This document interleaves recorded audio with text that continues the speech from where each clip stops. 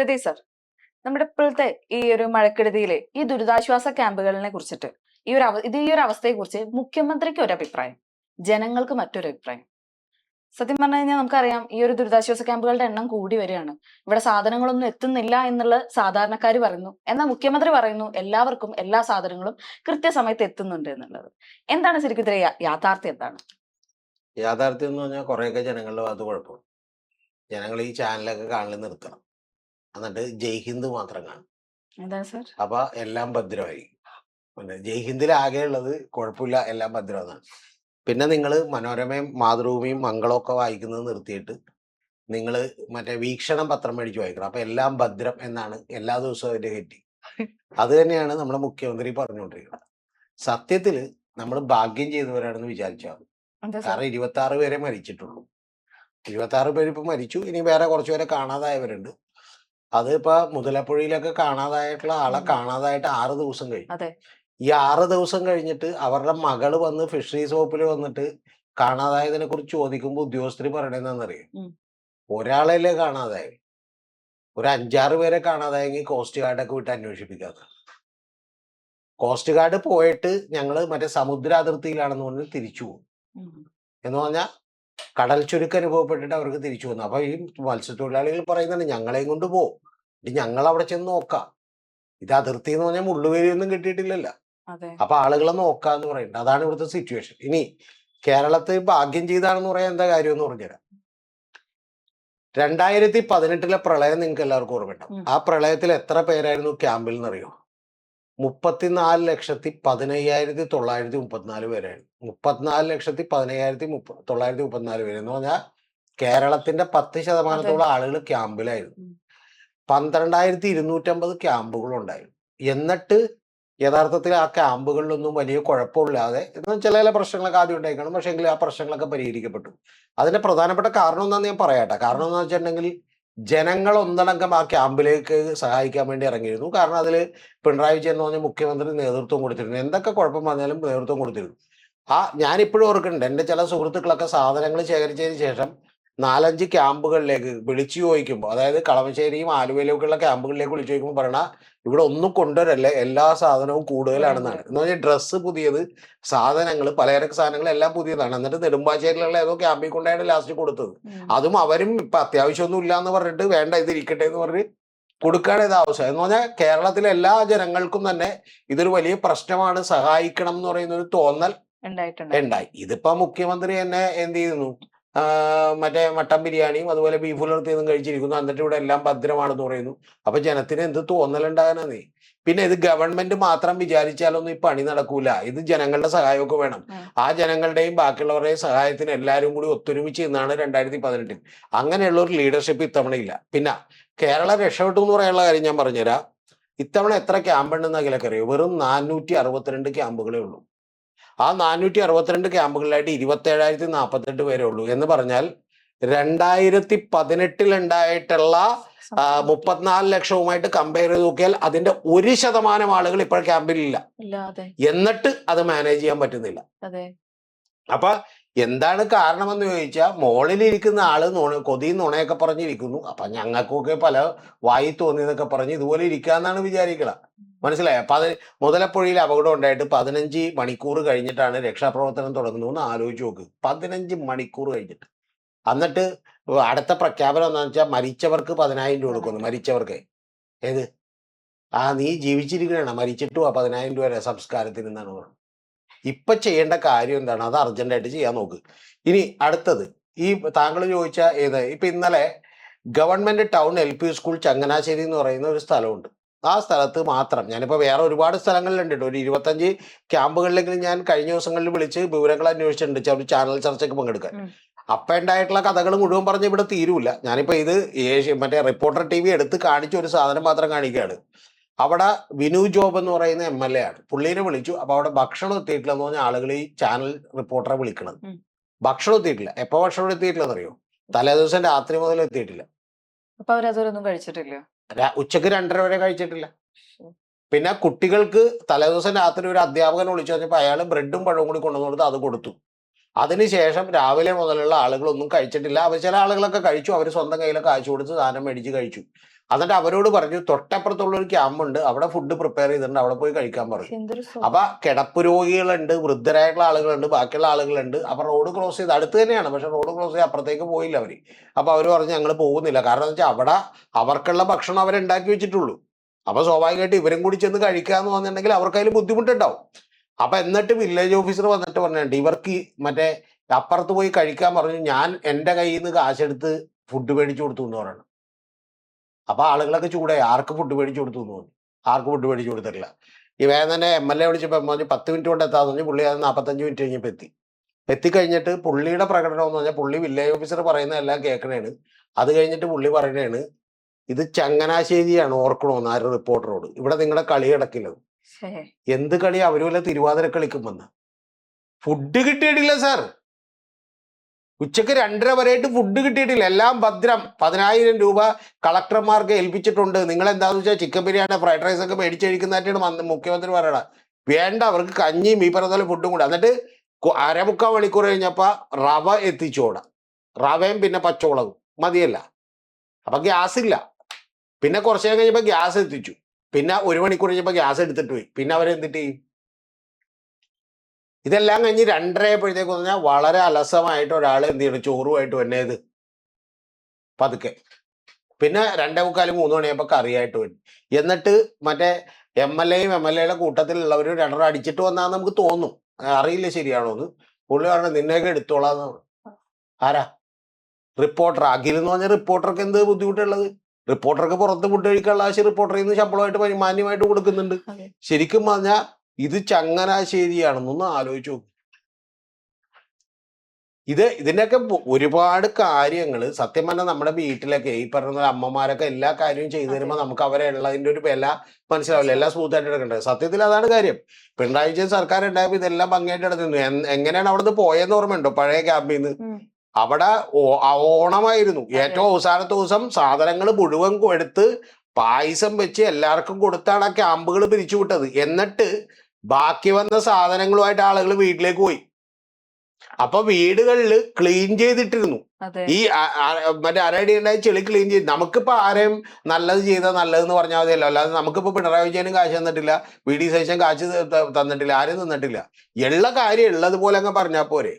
പിന്നെ പകലറിയേണ്ടത് ഇതൊന്നും ഒറ്റക്കൊരു ഗവൺമെന്റ് രാവിലെ എഴുന്നേറ്റ് വില്ലേജ് ഓഫീസർ വിളിച്ച എന്നിട്ട് ഹെൽത്ത് ഇൻസ്പെക്ടർ വന്നേക്കണം പുള്ളിക്കാണ് ഇതിന്റെ ചാർജ് എന്ന്. ഏത് കുറെ കഴിഞ്ഞപ്പോ വില്ലേജ് ഓഫീസറോട് എനിക്ക് ഇത് മാത്രമല്ല 10 എണ്ണത്തിന്റെ ചാർജ് ഉണ്ട്. ഞാൻ പറയണത് ഇപ്പൊ നിങ്ങളിപ്പോ ഒരു 462 ക്യാമ്പ് തുടങ്ങുമ്പോൾ ഞാൻ മുഖ്യമന്ത്രിയാണെങ്കിൽ 462 കാര്യങ്ങൾ കൃത്യമായിരിക്കില്ല. ഇപ്പൊ അനിൽകുമാറിനെ വിളിച്ചിട്ട് ഭക്ഷണം എത്തിയിട്ടില്ല എന്ന് പറഞ്ഞ് പത്തനംതിട്ടയിൽ ഒരു പരാതി വന്നപ്പോഴത്തേക്കും പറഞ്ഞാൽ 1 മണിക്കൂർ കൊണ്ട് ഭക്ഷണം എത്തിച്ചു, കുഴപ്പമില്ല. കാരണം 1 മണിക്കൂർ കൊണ്ട് ഭക്ഷണം എത്തിച്ചാൽ മതി, അതിന് പ്രശ്നമില്ല. പക്ഷെ നിങ്ങൾ ഈ ചെയ്യുന്ന കാര്യം എന്താണെന്നുള്ളത് എന്ത് ചെയ്യും, ഒന്ന് കൃത്യമായിട്ട് ചെയ്യും. ഞാനിപ്പോ ഒരു ഉദാഹരണം പറഞ്ഞിട്ടില്ലടാ. കുട്ടനാട്ടിലെ ആലപ്പുഴയിൽ ബാക്കിയുള്ള സ്ഥലങ്ങളിലൊക്കെ ഇതിനേക്കാളും ശരിക്കും പറഞ്ഞാൽ ഏറ്റവും കൂടുതൽ ക്യാമ്പുള്ളത് പത്തനംതിട്ട 157, കോട്ടയത്ത് 154, ആലപ്പുഴയിൽ 81. ബാക്കിയുള്ള സ്ഥലങ്ങളിലേക്ക് 20-25 ക്യാമ്പേ ഉള്ളൂ. ആലപ്പുഴയിലെ വേൽപ്പാടത്ത് എന്ന് പറഞ്ഞിട്ടുള്ള ഒരു സ്ഥലത്ത് എന്ന് വെച്ച് കഴിഞ്ഞാൽ അവിടെ 50ഓളം കുടുംബങ്ങൾ കഴിയുന്ന അവരുടെ സ്വന്തം വീട്ടിലാണ്. അതും അവരുടെ വീടിന് ചുറ്റിപ്പോ വെള്ളം നിറഞ്ഞിരിക്കുകയാണല്ലോ, അതിന്റെ ഭാഗത്ത് തന്നെ അവർ ഫുഡും വെക്കുന്നത്. കുറച്ചുകൂടി വെള്ളം കയറി അതുപോലും നടക്കില്ല. എന്റെ പൊന്നകല, ഇത് ഇനി പറഞ്ഞ അടുത്ത കാര്യം ഇപ്പൊ അകല പറഞ്ഞുകൊണ്ടാണ് ഞാനിപ്പോ പറയേണ്ടതെന്ന് വെച്ചാണ്. ഇപ്പൊ പത്തനംതിട്ടയില് കഴിഞ്ഞ ദിവസം രാജു അബ്രഹാം പറയുന്നുണ്ട് 3000-ഓളം പേര് ഒറ്റപ്പെട്ടു പോയിട്ടുണ്ട്. എന്നാ വെച്ചാൽ അവര് വീടുകളിലാണ്, പക്ഷെ അവര് ക്യാമ്പിലേക്ക് വന്നിട്ടില്ല. കാരണം ക്യാമ്പിലേക്ക് വരാൻ ആളുകൾക്ക് മടിയുള്ള എന്താ വെച്ചാൽ ഇതുപോലെയുള്ള വർത്താനം കേൾക്കണത്. നിങ്ങൾ വീട്ടിൽ കറി വെച്ചല്ലേ കഴിക്കണം, അപ്പൊ ഇവിടെ കറി വെച്ചുകൂടെ എന്ന് കേൾക്കണത്. 2.5 റവ കൊണ്ടുവന്നിട്ട് 1 കിലോ റവ. ഒന്ന് ആലോചിച്ച് നോക്ക്. അപ്പൊ അത് കേൾക്കാൻ വയ്യാത്തോണ്ട് അവർ വീട്ടിൽ കിടക്കണേ. വീട്ടിൽ കിടക്കുന്ന ആളുകളാ എന്താ സംഭവിച്ചതെന്ന് വെച്ചാൽ ഈ കഴിഞ്ഞ ദിവസം മറ്റേ നേരത്തെ പുള്ളി MLA ആയിരുന്നു രാജു അബ്രഹാം. രാജു കൃത്യമായിട്ടൊരു കാര്യം പറഞ്ഞു, അത് കറക്റ്റാണ്. അംഗനവാടികളില്, ലൈബ്രറികളില് ഒരു വീട്ടിൽ തന്നെ 5 വീട്ടുകാർ ഒരുമിച്ച് താമസിക്കുന്ന സ്ഥലങ്ങളെയൊക്കെ കഴിഞ്ഞ ഗവൺമെന്റ് ഇത് ഔദ്യോഗിക ക്യാമ്പായി പ്രഖ്യാപിച്ചിരുന്നു. അതായത് സ്കൂളുകൾ മാത്രമല്ല, ഔദ്യോഗിക ക്യാമ്പായി. അതുകൊണ്ട് എന്താ ഗുണം? ആ ക്യാമ്പിൽപ്പെട്ട ആളുകൾ ഉൾപ്പെടെയാണ് പറഞ്ഞ 34,974. കാരണം അവർക്ക് സഹായം എത്തിക്കാൻ പറ്റിയിരുന്നു. ഇപ്പൊ എന്താ വെച്ചാൽ ഇപ്പൊ ഈ പത്തനംതിട്ടയിൽ ഒരു സ്ഥലത്ത് ഞാൻ സ്ഥലം വിട്ടുപോയി 3000-ഓളം കുടുംബങ്ങൾ ഇതുപോലെ ഒറ്റപ്പെട്ടു പോയിട്ടുണ്ട്. കാരണം അങ്ങനെയുള്ള വഴി മൊത്തം അടഞ്ഞു, കടകൾ മൊത്തം അടഞ്ഞെടുക്കാൻ. അവർക്ക് വേറെ എവിടെ നിന്ന് സാധനം മേടിക്കാനുള്ള ഭക്ഷണവും ഇല്ല. അപ്പൊ ഇതൊന്നും ഈ പറയുന്ന ഇവരെന്ത് ചെയ്യുന്നില്ല. ഇവരുദ്ദേശിക്കുന്ന പോലെ ഈ മറ്റേ നാക്കിട്ടടിച്ച് നിൽക്കാൻ പറ്റുന്ന ഒരു കാര്യമില്ല. ഇത് ഭക്ഷണത്തിന് ഭക്ഷണം തന്നെ വേണം. ഭക്ഷണത്തിന് ഭക്ഷണം തന്നെ വേണ്ടേ? അതെ. ഇപ്പൊ ഞാൻ പറയണ പ്രായമുള്ള ആളുകൾ ഇനിയിപ്പോ ഒരു നേരം കഴിച്ചില്ല, രാവിലെ കഴിച്ചില്ലെങ്കിൽ ഇത്രയൊക്കെ ഉണ്ട്. പക്ഷെ അതിൽ പ്രമേഹ രോഗികളുണ്ട്, അസുഖ രോഗികളുണ്ട്, കിടപ്പ് രോഗികളുണ്ട്, ബ്ലഡ് പ്രഷർ കുട്ടികള് കിട്ടേണ്ട ആളുകളുണ്ട്, പിന്നെ ഇതിലുള്ള ആളുകളുണ്ട്. ഇതിൽ കുട്ടികൾ പറയാണ്, അതാണ്. എന്നിട്ട് പറയാണ് നിങ്ങൾ എന്താ രാഷ്ട്രീയം കളിക്കണേന്ന് അറിയാതെ. എന്റെ പൊന്ന് ജോബെ, വിനു ജോബെ, ഞങ്ങൾ ഒരു രാഷ്ട്രീയം കളിക്കാൻ വേണ്ടി വേണ്ടിയില്ല. അവിടെ ആളുകൾക്ക് ഫുഡ് കൊടു, അതെ. അവിടെ ആളുകൾക്ക് എന്തി വെറുതെ ഒരു കാര്യം അങ്ങോട്ട് പറയാല. ഈ തള്ളലൊന്നും കൊണ്ട് കാര്യമില്ല. ഇനി അടുത്തത്, ഇതിന്റെയൊക്കെ അടിസ്ഥാനപരമായ വേറെ ചില പ്രശ്നങ്ങളുണ്ട്, അത് ഞാൻ പറഞ്ഞുതരാം. ഉം. സത്യത്തിൽ അഖിലൊക്കെ അറിയോ ഇപ്പൊ എത്ര മന്ത്രിമാർക്ക് പ്രൈവറ്റ് സെക്രട്ടറി ആയിട്ടുണ്ടെന്ന്? ഞാനിപ്പോ പേരൊന്നും പറയുന്നില്ല, കാരണം പേര് പറഞ്ഞ ആ ഇൻഫർമേഷൻ എവിടെ നിന്ന് പോയി എന്ന് ആളുകൾക്ക് അറിയാൻ പറ്റും. 2 മന്ത്രിമാർക്ക് ഇപ്പോൾ പ്രൈവറ്റ് സെക്രട്ടറി ഇല്ല. എന്താന്ന് വെച്ചാൽ മന്ത്രിമാരുടെ പേഴ്സണൽ സ്റ്റാഫിനെ നിയമിക്കാൻ ലിസ്റ്റ് കൊടുത്തിട്ട് മുഖ്യമന്ത്രി ഒപ്പിട്ടിട്ടില്ല. എന്താ? മറ്റേ വീര്യം കുറഞ്ഞ മദ്യത്തിനൊക്കെ ഒപ്പിട്ടിട്ട് പോരെ ഇതൊക്കെ. അല്ലാതെ വീര്യം കുറഞ്ഞ മദ്യം ഇവിടെ അത്യാവശ്യമുള്ളൂ. ഏത് വീര്യം കുറഞ്ഞ മദ്യത്തിന്റെ പേരിൽ മോളിൽ കൂടി ഇപ്പൊ ചാടിപ്പിടിച്ച് ഒപ്പിട്ടേച്ച രാത്രി 10:15 ആ സമയത്ത് ഇത് ഒപ്പിട്ടിട്ടില്ല. ഇത് മന്ത്രിമാർക്ക് വലിയ അസംതൃപ്തി ഉണ്ട്, ഞാൻ ഉത്തരവാദിത്തത്തോട് പറയണേണ്. പിന്നെ അടുത്തത് പറഞ്ഞുതരാം. ഇനി വേറൊരു തമാശ. ഇത് പറയുമ്പോൾ ജനത്തിന് മനസ്സിലാവില്ല കേട്ടോ, ഞാൻ എക്സ്പ്ലെയിൻ ചെയ്യാം. റവന്യൂ വകുപ്പിന് സെക്രട്ടറി ഉണ്ട് ഇപ്പൊ. റവന്യൂ വകുപ്പിന് സെക്രട്ടറി ഇല്ല. ഇതിന്റെ മുഴുവൻ ചുമതലയും വഹിക്കേണ്ട ആരാന്നറിയാമോ? റവന്യൂ വകുപ്പാണ്. ഏത് ഈ ക്യാമ്പുകളുടെയും ബാക്കിയുള്ളതിന്റെയും ഈ ദുരന്ത നിവാരണത്തിന്റെ എല്ലാം വഹിക്കേണ്ടത്. കാരണം എന്ന് വെച്ചാൽ ദുരന്ത നിവാരണ അതോറിറ്റിയുടെ ചെയർമാൻ മുഖ്യമന്ത്രിയും വൈസ് ചെയർമാൻ റവന്യൂ മന്ത്രിയാ. റവന്യൂ മന്ത്രി എന്ന് പറഞ്ഞാൽ എ പി അനിൽകുമാർ രാവിലെ മുതൽ വൈകുന്നേരം വരെ അവിടെ ഇരിക്കണമല്ല നോക്കാൻ. അദ്ദേഹത്തിന്റെ സെക്രട്ടറി ഉണ്ട്, അതായത് IAS കാരൻ. ആ സെക്രട്ടറി ഈ പറയുന്ന പോലെ കഴിഞ്ഞ ജൂലൈ 20 ജീവൻ ബാബു അദ്ദേഹം കേന്ദ്ര കായിക മന്ത്രാലയത്തിലേക്ക് വിട്ട്, കായികമൊക്കെ റെഡിയാക്കാൻ അദ്ദേഹം ഇവിടെ നിന്ന് വിട്ട്. അദ്ദേഹത്തിന് പറ്റല്ല, കാരണം ഇവിടെ ശരിയാവില്ലെന്ന് പുള്ളിക്ക് തോന്നിയിട്ടുണ്ട്. പുള്ളി വിട്ട് തലം വിട്ട് ഡെപ്യൂട്ടേഷനിൽ അങ്ങോട്ട് പുള്ളി ചോദിച്ചു മേടിച്ചു പോയതാണെന്നാണ് എൻ്റെ അറിവ്. അതവിടെ കിട്ടെ. അത് കഴിഞ്ഞതിന് ശേഷം ബിജുവിന് അധിക ചുമതല നൽകി. ഗവൺമെന്റ് ഉദ്യോഗസ്ഥർ ആരെങ്കിലും ഉണ്ടെങ്കിൽ അവർക്ക് മനസ്സിലാവും ഇതിന്റെ ബുദ്ധിമുട്ട്. ബിജുവിന് അധിക ചുമതല നൽകുമ്പോൾ ബിജുവിന് ചെറിയ ചെറിയ ജോലികളെ ഉള്ളൂ. എന്തൊക്കെയാണെന്ന് പറഞ്ഞുതരാം. ഒന്ന്, പുള്ളി വനം വകുപ്പിന്റെ സെക്രട്ടറിയാണ് ഓൾറെഡി. ഓക്കെ. പിന്നെ കശുവണ്ടി വികസന വകുപ്പ് സെക്രട്ടറിയാണ്.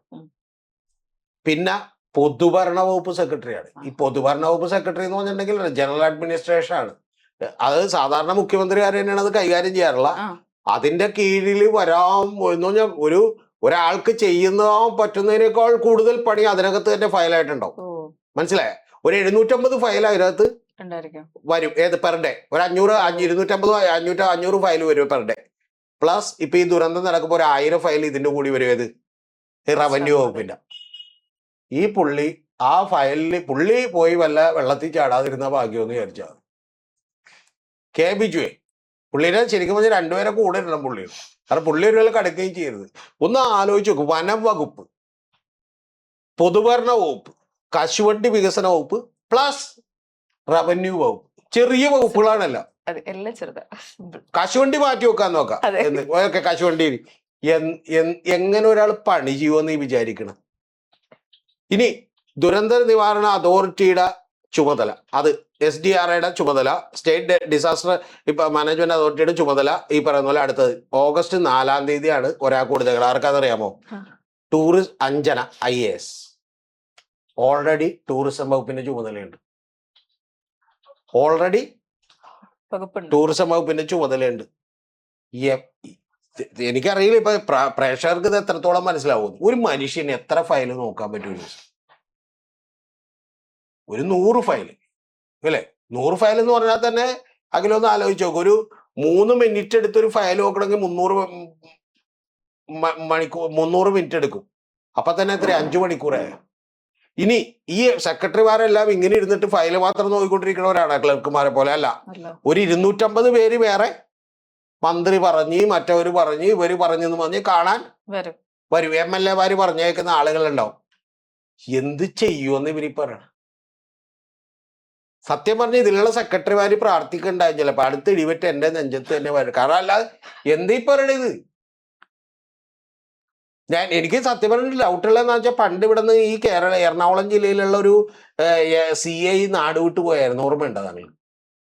ആ പുള്ളി നാട് വിട്ടു പോയി. പെട്ടെന്ന് സുപ്രഭാതത്തിൽ പുള്ളി നാട് വിട്ടു പോയി. അതോട് പുള്ളി പറഞ്ഞ വാചകം ഉണ്ടെന്ന് അറിയാമോ? മനസ്സ് കൈവിട്ട് പോകുമെന്ന് തോന്നിയപ്പോൾ ഒരു യാത്ര പോയതാണെന്ന്. അത്ര സമ്മർദ്ദമാണ്. എത്ര പോലീസുകാർ അതെ ആത്മഹത്യ അതെ ചെയ്തിട്ടുണ്ടെന്ന് നമ്മള് അറിയോ? പറയുന്ന പോലെ അല്ലേ? ശരിക്കും പറഞ്ഞ ഈ സിവിൽ സർവീസുകാരൊക്കെ അവര് പാവങ്ങള് ഇതായതുകൊണ്ടാ. പിന്നെ അല്ലെങ്കിൽ ഒരു പണിയും ചെയ്യാനുള്ള എന്താണെന്നറിയാമോ? ഉം. ഞാനിപ്പോ പേരൊന്നും പറയുന്നില്ല. ചില ജഡ്ജിമാരൊക്കെ ഇരുന്നിരുന്നു. കർണാടകത്തിൽ ഒരു ജഡ്ജി ഇരുന്നിരുന്നു കേരളത്തിൽ നിന്നുള്ള. ഉം. പേരൊന്നും ഞാൻ പറയുന്നില്ല. ഒരു ഫയലിലും പുള്ളി എന്ത് ചെയ്യില്ല, ഒരു കേസിനും പുള്ളി വിധി പറഞ്ഞില്ല. അതെന്താ സർ? ആ കേസ് വെക്കുക, വിധിയൊന്നും പറയണില്ല. ലാസ്റ്റ് പുള്ളീനെ സുപ്രീം കോടതിയിലേക്ക് നിയമിക്കാൻ ഞാൻ സുപ്രീം കോടതി വിളിപ്പിച്ചിട്ട് പറഞ്ഞ് ഇതുവരെ കേട്ടതിന്റെ എല്ലാത്തിന്റെയും പറയണം. വിധി മുഴുവൻ പറഞ്ഞിട്ട് വരാൻ പറഞ്ഞു. അന്ന് പുള്ളി എന്ത് ചെയ്യുന്നു വെച്ചാല് 16 കേസിന്റെ വിധി ഒറ്റ ദിവസം പറഞ്ഞു.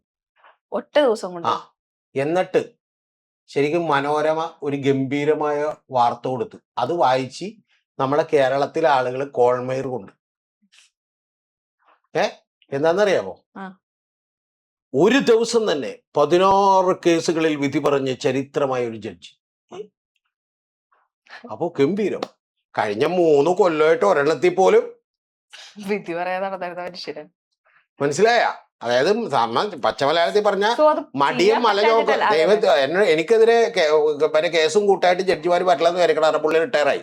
പക്ഷെ ഞാൻ പറയേണ്ടത് ഈ പറയുന്ന പോലെ അടുത്തത് മടിയും മലചുവക്കും എന്നുള്ളതാണ് ശരിക്കും ഹെഡിങ് കൊടുക്കണ്ടായിനി.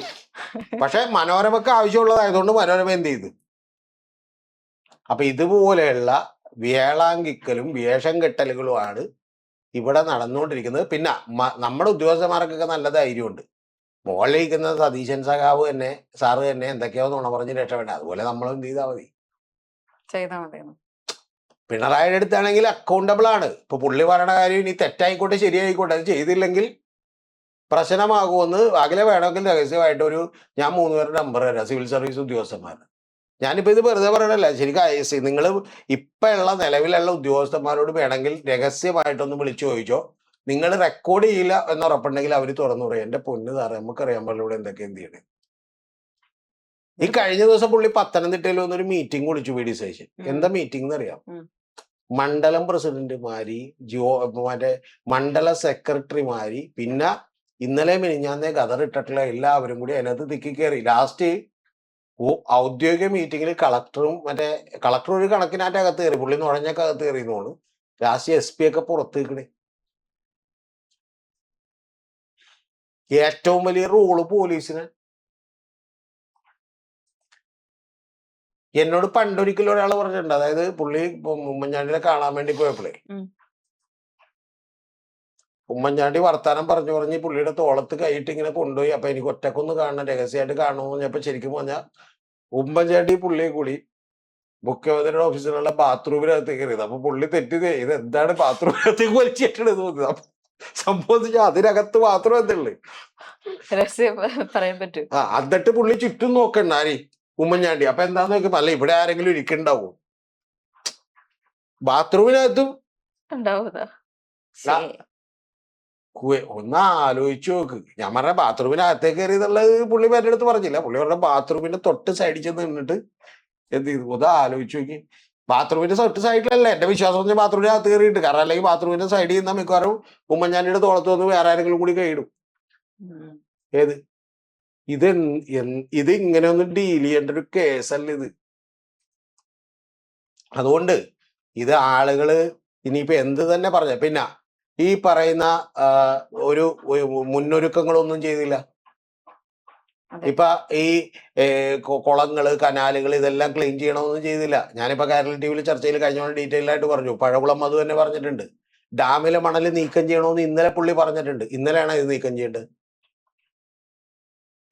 ഇപ്പൊ ആളുകൾ ചോദിക്കും 2018 മുതലൊന്നും നീക്കം ചെയ്യാതൊന്നുമില്ല. എല്ലാ കൊല്ലവും ഇത് നീക്കം ചെയ്യണം. എല്ലാ കൊല്ലവും മാലിന്യം വന്നടിയും. ഇപ്പൊ നമ്മുടെ ഇവിടെ തന്നെ കണിയാമ്പുഴ എന്ന് പറയുന്ന ഒരു സ്ഥലം വരൂരുണ്ട്, കണിയാമ്പുഴ എറണാകുളം ജില്ലയിൽ. അവിടെ ഡ്രഡ്ജ് ചെയ്യണം, അല്ലെങ്കിൽ അതിന്റെ ആഴം കൂട്ടിയാലേ വെള്ളം കൂടുതൽ അബ്സോർബ് ചെയ്യാൻ പറ്റുള്ളൂ. ഇത് ആരോട് പറയാനാണ്? ഇപ്പൊ ആലപ്പുഴയില് ഈ പറയുന്ന പോലെ പൊഴി പൊളിച്ചുകൊണ്ടിരിക്കുകയാണ്. ഇത് കുട്ടനാട്ടിൽ നിന്നുള്ള വെള്ളം പോകാൻ. ഇത് എത്ര നാൾ മുമ്പ് റജി ചെറിയാൻ 2 മാസം മുമ്പ് പറഞ്ഞാണ്. അന്നേരം റജി ചെറിയാൻ വന്ന് കയറിയപ്പോ ജീസുകാരൻ ചോദിച്ചത് താൻ എന്തിനും ഇങ്ങോട്ട് കയറിയെന്നത്. അപ്പൊ അതുകൊണ്ട് ഇതൊക്കെ നമ്മൾ പറഞ്ഞിട്ട് കാര്യമില്ല. പിന്നെ ഈ ഉദ്യോഗസ്ഥന്മാരെ എപ്പോഴെങ്കിലും ഇനി നാളെ ഏതെങ്കിലും ഒരു ഉദ്യോഗസ്ഥൻ ഇനി മനസ്സ് കൈവിട്ടു പോകുമെന്ന് തോന്നിയപ്പോൾ യാത്ര പോയതാണെന്നും പറഞ്ഞ് ലാസ്റ്റ് എനിക്ക് ഇപ്പോഴും ഓർമ്മയുണ്ട് ആ സിയെ തിരികെ കൊണ്ടുണ്ട് പാവം. ഫേസ്ബുക്കിൽ ഒരു പോസ്റ്റ് ഇട്ടിട്ട് പുള്ളി പോയി കിടന്നു മനസ്സ് കൈവിട്ടു പോകുമെന്നായപ്പോൾ സിയെ ഒളിച്ചുകൂടി ഒന്ന് ആലോചിച്ച് നോക്ക്. കാരണം അവരുടെ അവസ്ഥ അതാണ്, അത്രയും പ്രഷർ. അല്ല ഞാൻ പറയണത് ഈ സിയെയും പ്രതീക്ഷയാണ് കേരള ഒരു സർക്കിൾ മൊത്തം നിൽക്കണത്. ഏത് നമ്മളെന്തെങ്കിലും ഒരു ആവശ്യത്തിന് എന്നാ പരിഹാരം ഉണ്ടാവുമെന്ന് വിചാരിക്കണ സിഐ പുള്ളി എടുത്തെന്ന് പരിഹാരം പറയാൻ പുള്ളി സ്ഥലം വിട്ട്. അപ്പൊ പിന്നെ ചെല്ലണവൻ കൂടി ചെല്ലണവൻ എന്ത് ചെയ്യും? ചെല്ലണവൻ കടലിൽ ചാടണം. നാളെ താങ്കൾ ചെന്നിട്ട് അഖിലിന്റെ പ്രാധാന്യം മനസ്സിലാക്കിയിട്ടുണ്ട്. അപ്പൊ അഖിൽ എന്നിട്ട് പറഞ്ഞേ സാറേ എന്റെ ഒരു പവൻ മാല മോഷണം പോയി എന്ന് എസ് പി എടുത്തെന്ന് പറയുമ്പോ എസ് പി പറയണേ കോപ്പ് എന്റെ ഇവിടെ 50 പവൻ മോഷണം പോയിട്ടിരിക്കണേന്ന് പറഞ്ഞ പിന്നെ അഖിലെ ഇവിടെ ചെല്ലൂത്. പിന്നെ പറഞ്ഞിട്ട് കാര്യമില്ലല്ലോ. ആ അതാണ് ഇപ്പോഴത്തെ സിറ്റുവേഷൻ. പിന്നെ രണ്ട് കാര്യങ്ങൾ മറക്കരുത്, ഒരിക്കൽ കൂടി ആ റിപ്പീറ്റ് ചെയ്യണതാണ്. ഒന്ന് വീക്ഷണം പത്രം വായിക്കുക, ഒന്ന് രണ്ടാമത് ജയ്ഹിന്ദ് എന്ത് ചെയ്യുക. കെ മുരളീധരൻ പോലും കാണുന്നില്ല, പുള്ളിയാണ് അതിന്റെ ചെയർമാൻ. പക്ഷെ നമ്മൾ ജയ്ഹിന്ദ് കാണുക. അപ്പോൾ കുഴപ്പമില്ല, എല്ലാം ഭദ്രം. മറ്റേ ഹെഡിങ് വായിക്കുക, എല്ലാം ഭദ്രം.